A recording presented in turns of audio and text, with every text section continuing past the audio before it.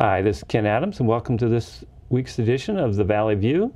And this week we're joined by Ron Steiner, who's going to talk about the abolition of the death penalty. So welcome to the show, Ron. Thank you very much. Thank you for inviting me.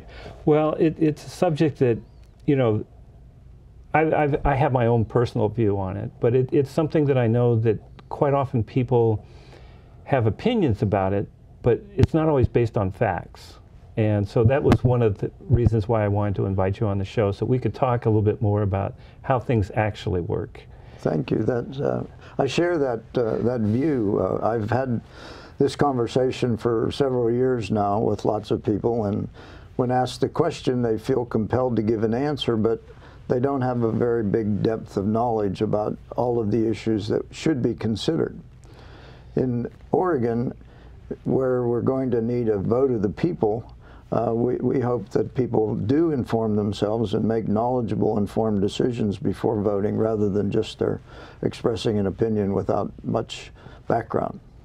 And when you do talk to people, what is like their major reason for advocating for the death penalty, or their reasons for the death penalty? Well, there's many. Number one, they feel that a terrible thing has happened, and they need to pay. And if they took somebody's life, that would be equal payment. That's understandable how they would feel that way. They say things like, I don't want to have to pay for his food, his care, his health care, his clothing for the rest of his life. So the cost issue comes up for them. It's understandable they could feel that way until they do learn the facts about that one. A lot of people say that it's in the Bible, an eye for an eye. And there's lots of things in the Bible that can be argued on in both directions, things of that nature. Well, yeah, and it's interesting too, because that's the Old Testament that we're talking about, an eye for an eye, a tooth for a tooth. And the thing is that, you know, a lot of people claim to be Christians, and I always have a big problem with that, because Jesus basically wasn't in that, to me, he wasn't in that mode where, you know, he was talking about that. He was talking about, like, turn the other cheek. And I remember as a child, that really kind of shook me up. What do you mean, turn the other cheek? Let him do it again? But the thing is my view is that he was trying to tell us that vengeance and like that just builds on itself. And pretty soon you have a blood feud going on, and it's much better for the society as a whole to get along, not to have these divisions.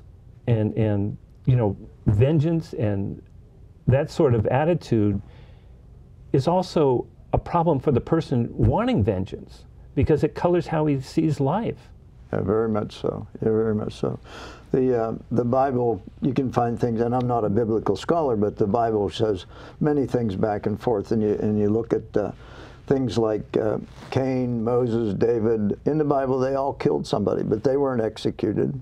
They were banished. Right. And that's sort of what we're trying to do, is we don't need an execution. If we put somebody for the safety of others in life, in prison for life without the possibility of parole, that provides punishment and provides safety for the citizens, and also for the employees in the prison as well, and the other inmates. You know, yeah, I think I mentioned to you in a conversation that I read Dostoevsky's Crime and Punishment.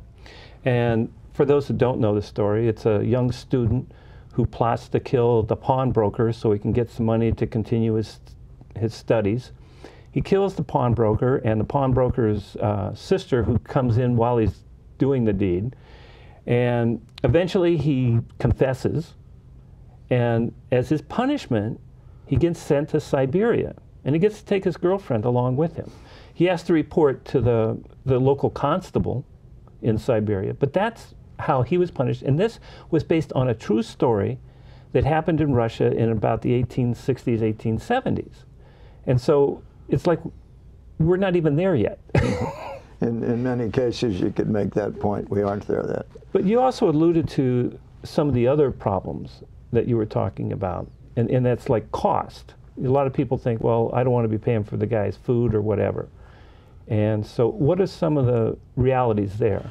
Well, the cost is, and there's been 15 different states that have done definitive study on cost. We have one in the works now for Oregon, but our best estimate is taxpayers in Oregon are spending somewhere in excess of $28 million a year to maintain the death penalty.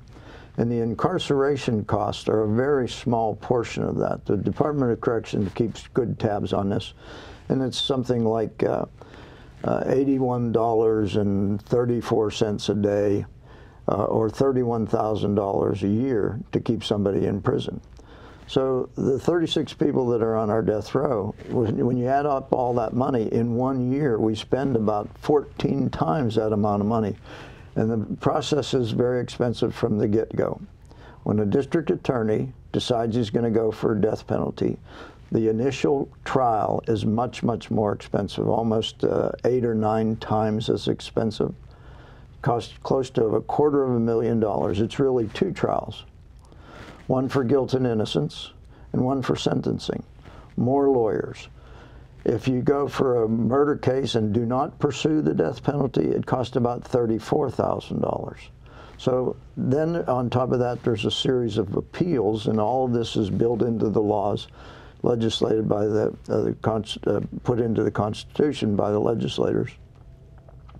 And these appeals can take years and years and years. We have people on our death row who've been there 25 years. So that's where the costs are really so high. And if we just have life without the possibility of parole, we would save an enormous amount of money. On these appeals. On the appeals, on the initial trial. In the initial trial, because yeah. You don't want to make a mistake on one of these cases. I mean, when you're asking for the death penalty, you do not want a mistake. You do not, I mean, both sides do not want to make. You do not want a mistake. Unfortunately, the system is run by human beings, and human beings, we all make mistakes. In Oregon, 60% of the death sentences in this state have been overturned for some mistake that somebody made. A jury made a mistake, or the judge made a mistake in instructions, or something was wrong with the trial, things of that nature. So those are small mistakes. The big mistakes are people who are in prison for a long time and were innocent. And we've had 143 exonerations across the country since 1976. People who spent long periods of time in prison for a crime they did not commit.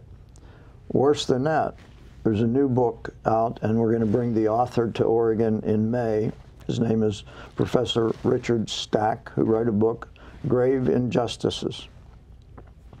And in his book, he runs through 17 different cases where the experts pretty surely have convinced that they executed an innocent person.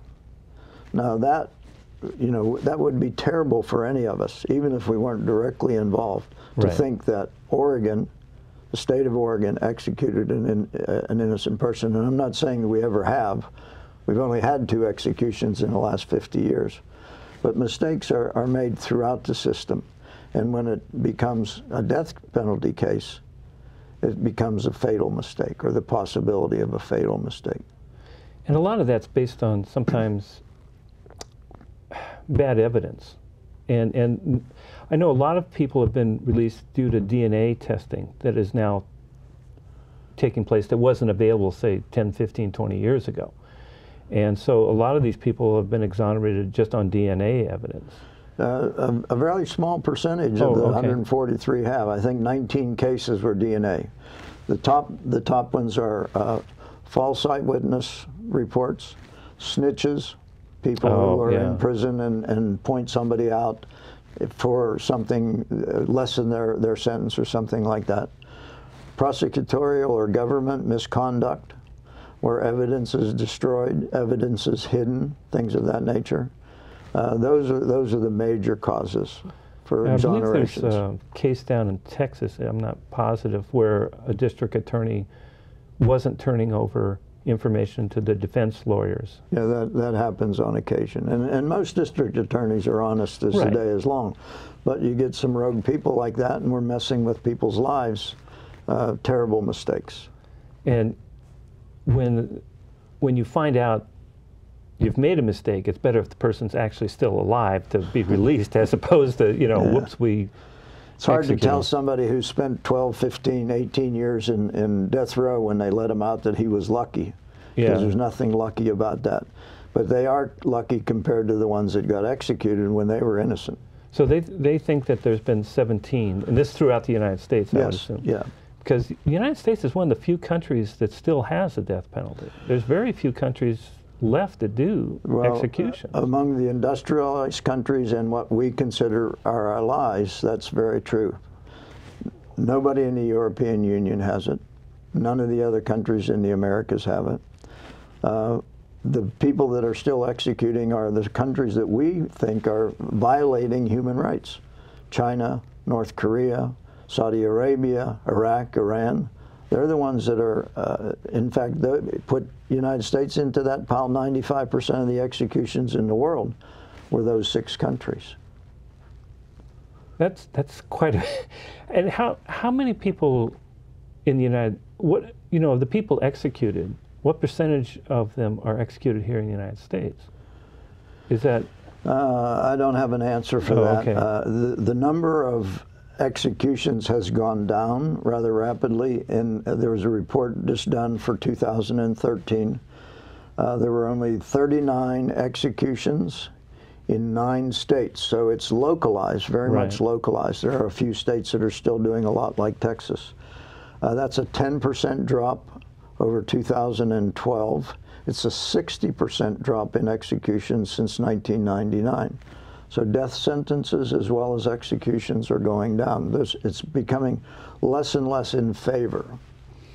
And here in Oregon, the governor decided that he wasn't going to be having any executions on his term. And so that was kind of a major step. But I haven't really heard him talk about that much, about what were his reasons for doing it. Well, I think he outlined his reasons in his original statement, that he didn't think it was morally correct to do, that the chance of error, although there haven't been any mistakes of that nature here, the chance of error was still there, and that there are alternatives to it. And when he made that announcement, he also asked for what he called a long overdue discussion on the death penalty. And that's what we in our organization are trying to promote. You're helping this by having this particular broadcast. Because there does need to be a conversation about that. Yeah, absolutely. And one of the things too that I've kind of noticed is that they have, well, like Texas in particular, tries to basically short circuit the appeals process that goes on these death penalty cases, which to me makes it more likely that they're going to execute an innocent person. And that's something that I think is really reprehensible, that the government is executing the wrong person because they're in a hurry to execute somebody. Yeah, well, in Professor Stack's book, the 17 cases, 5 or 6 of them are Texas cases. Right. Governor Perry will pound his fist and say, we've never executed an innocent person. But the facts and the research and the forensic evidence is saying otherwise. I guess the other thing too that has kind of always bothered me is that we're basically saying that these people are unredeemable. That nothing, and a lot of times when there's a murder involved, it's not something that's planned in advance. I mean, other than hitmen, I don't know of any really too many cases that I'm aware of where it was really planned in advance. There's been a few, but for the most part, they're spur-of-the-moment kind of things due to drinking or anger or something of that nature. And so once that urge is, finished, they're not the same person anymore. And I don't know how we expect, supposedly if we're a Christian nation, we should have some point where people can redeem themselves, even if it's in prison. Yeah. And I think that's kind of an important thing that is lost when we talk about making people pay for their crimes or whatever. Your statement is really well-based, and you really touched upon several different issues. One of them is, a lot of people say the death penalty, we need the death penalty because it deters violent crime and murder. There's actually no evidence that it does deter. The National Academy of Sciences just did a big report that says all of the literature was studied, no evidence that it deters crime. And then you just think of it logically. What you said about somebody who's angry and full of drugs or alcohol, they don't stand around and say, well, does this state have a death penalty or not? So it becomes sort of arbitrary there. They are going to commit that crime in the passion of that's whatever's fueling their anger there. So the part about redemption, in the Oregon State Prison, there are 36 people on death row, 35 men and 1 woman. There are 138 convicted murderers who also left some family with some murdered victim, and those people are in there for life without the possibility of parole. In addition, there's over 600 other convicted murderers in the Oregon State prisons who got life with the possibility of parole. So in total, you have about 800 convicted murders in our prison, but only 36 get the death penalty. Well, you have to be pretty special to get on that list. Yeah, you have to be poor, and not so much in Oregon, but across the country. If you are a person of color, there's a much higher likelihood that you get a death penalty. That's still the case. Yeah. So your point about them having an opportunity for redemption, the corrections officers in the prison will tell you, the lifers are the best behaved, the easiest to manage prisoners in the whole institution. They've mellowed out, they're a little bit older, the testosterone is drained out of them, they have very few rights, and they don't want to mess with losing those rights, and they know their life is there in the prison. And you can have a life in prison. And I mean, you can still, you know, I still think you can do some good while you're in prison. Absolutely. And even if it's counseling other people who are going to be getting out. And I would think that some of those lifers would probably be able to help some of those younger people that are going to be getting back out. Very much so. They help each other in the prison.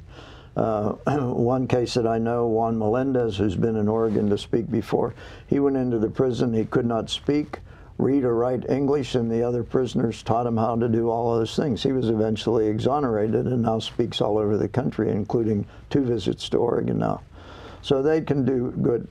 The lifers in Oregon State Prison collect money, the meager allowances they get and what they get from their family, and they share that money with an organization called Angels in the Outfield, and these are kids of incarcerated parents.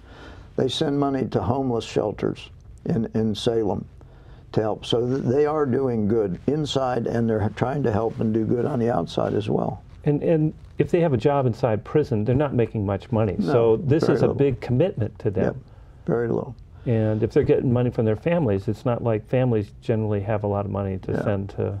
Yeah, our organization tries to point out that we're not soft on crime, we're not coddling criminals. Frank Thompson uses the term, we're not hug-a-thug kind of people. We believe in punishment. We believe in separating people who have done terrible things for the safety. But we also believe that they should have an opportunity for redemption, to grow and to be a positive influence on their children, their family, other people in the prison. So actually, what is the full title for your group? We are Oregonians for Alternatives to the Death Penalty. Okay. We've been in existence for quite a few years. Recently, we have had big increases in our supporters, not only individuals but organizations who support the work that we're doing, because people are realizing that there are alternatives that do in fact work. While we are against executions, we are for supporting law enforcement. We are for providing some of that savings to go to law enforcement, some of that savings to go to rehabilitation programs for the addicted. We are in favor of helping victims' families with some of that money. There's lots of things that we are for. What we are against is more violence in the form of an execution done by the people. Yeah, I mean, yeah, if they're going to spend $250,000 on a court case, the original court case, right.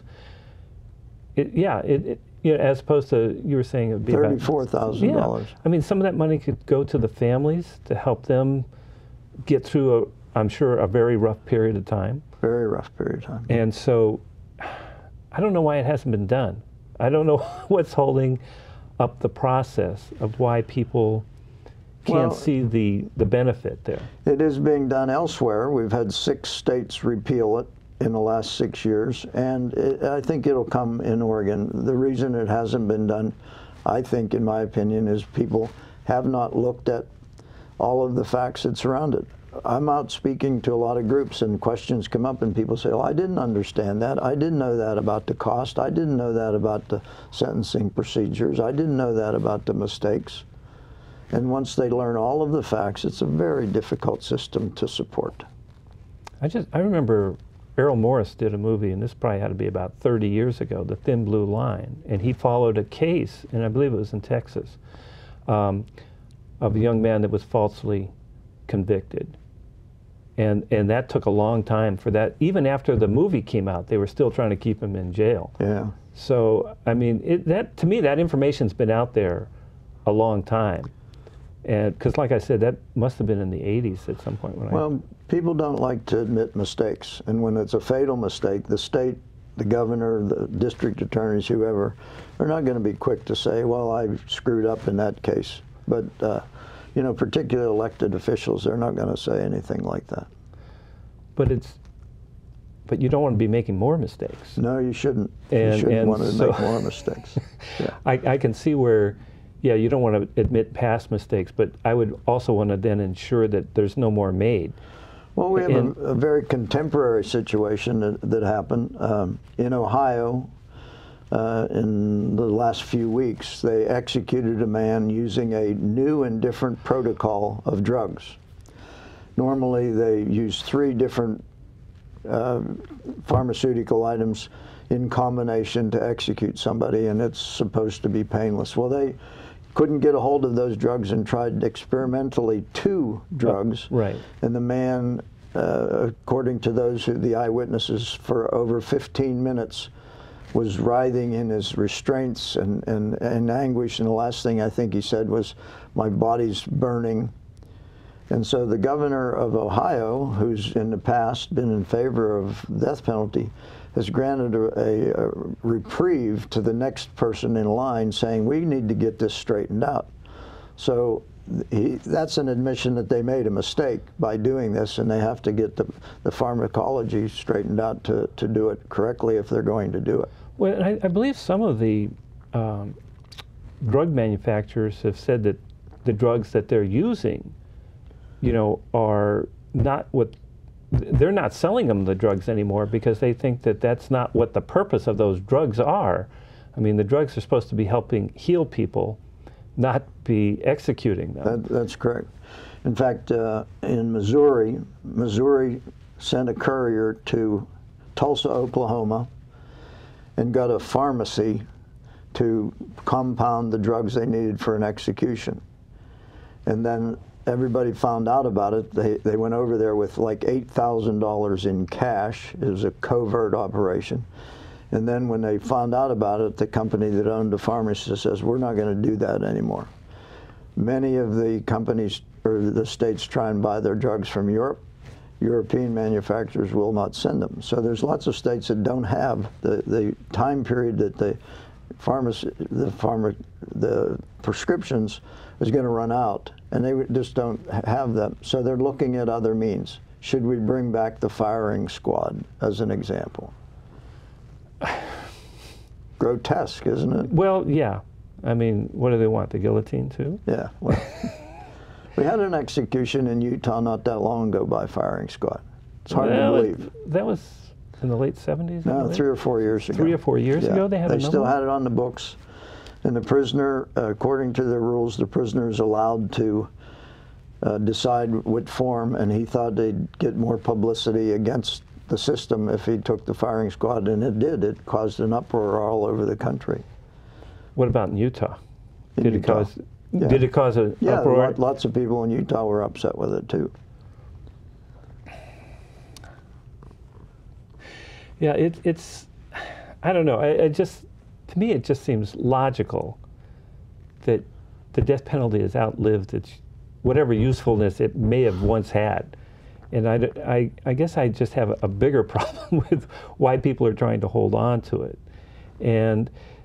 But you're saying that there's several states that have rescinded the death penalty over the last few years. Yes. In the last 6 years, New York, New Jersey, New Mexico, all the new states with new in their name got rid of it first. Connecticut, Maryland, and Maryland was the most recent, and I'm missing somebody. But 6 states have repealed it.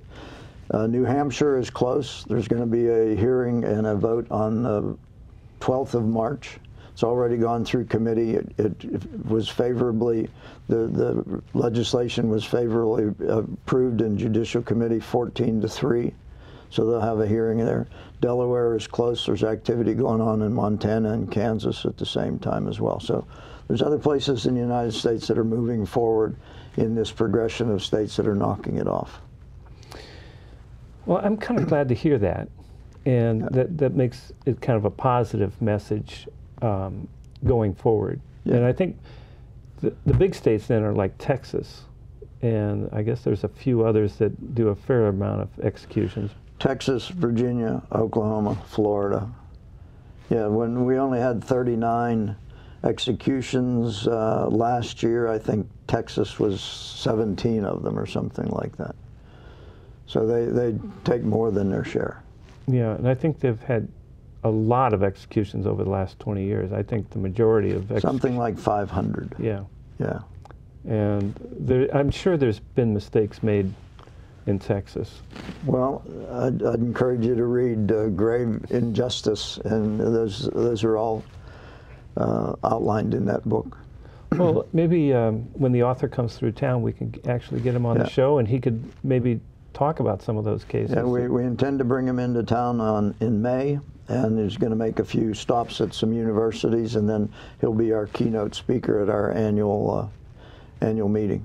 Okay. Well, this has been Valley View, and I want to thank Ron Steiner for coming in and talking about the death penalty. And I'm glad we had this opportunity to talk about it, because I think it is an important subject and doesn't get discussed enough. So I hope you come back to Valley View next week, and we'll be talking on a different subject. And thank you very much for watching. Thank you.